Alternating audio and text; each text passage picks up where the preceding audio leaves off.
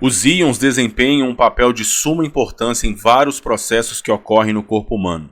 A tabela abaixo apresenta alguns dos íons mais importantes encontrados no corpo humano. Em relação a esses íons, é correto afirmar que I- e Cl- são ânions de raios menores do que os raios de seus átomos. Detalhe, isso aqui é conceitual. Toda vez que um átomo recebe elétrons, ele passa a ter mais elétrons na eletrosfera do que prótons no núcleo. E aí a gente tem, que se um átomo neutro tem a mesma quantidade de prótons e elétrons, aí a gente tem uma atração entre esses prótons e elétrons, o fato dele ter um elétron a mais agora vai fazer com que os prótons não consigam exercer uma atração sobre os elétrons da eletrosfera. A gente vai ter uma carga nuclear efetiva menor. Tá? Então isso é meio que uma regra. O átomo ganhou elétron, o raio do ânion tende a aumentar. Ele passa a ter cada vez mais elétrons e a mesma quantidade de prótons no núcleo. Então está errado, isso é conceitual. B. Ferro 2+, apresenta 14 elétrons no último nível e 5 elétrons desemparelhados. Então, isso aqui tem uma pegadinha gritante nesse Fe2+. O ferro, ele tem 26 prótons, tá? O número atômico dele é 26. Isso quer dizer que o átomo neutro de ferro também tem 26 elétrons. Se eu quero fazer a distribuição eletrônica para um cátion, a regra é: faça sempre primeiro a distribuição do átomo neutro.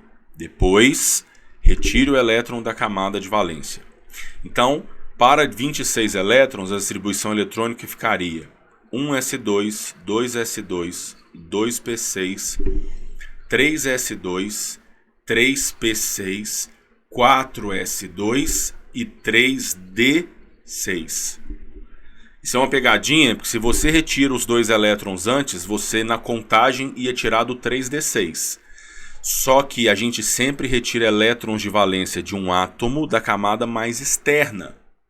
A gente retira os elétrons de valência, que é a camada mais externa. Então, se é ferro 2+, ou seja, que tem 24 elétrons, primeiro a gente distribui 26 e depois tira esses 2 elétrons aqui do 4s2.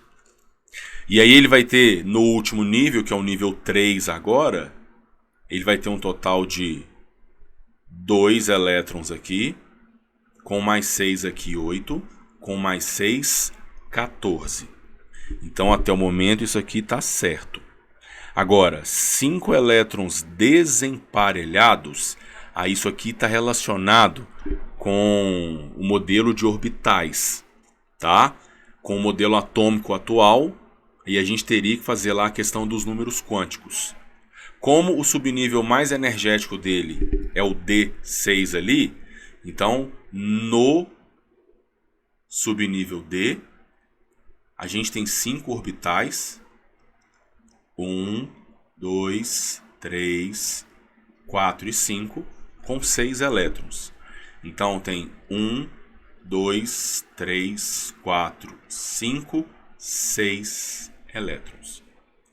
Então, nesse orbital D, ele tem 1, 2, 3, 4 elétrons desemparelhados, e não 5.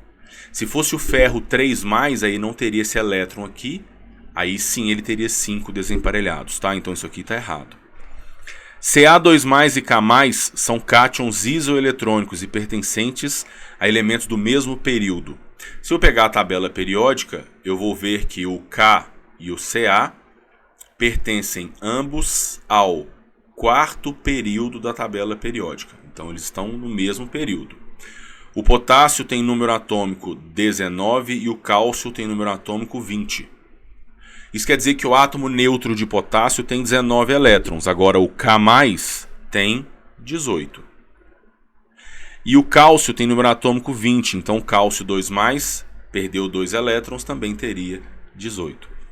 Ou seja, Ca2+ e K+ são cátions isoeletrônicos e pertencem a elementos de um mesmo período. Resposta, letra C. Vamos ver a D. Na3PO4, fosfato de sódio, é a fórmula da espécie molecular? Fosfato de sódio é um sal, é um composto iônico, formado entre seus íons. Está falando de íon ainda e vai me falar que é espécie molecular? Tá? Então, só para confirmar, resposta letra C.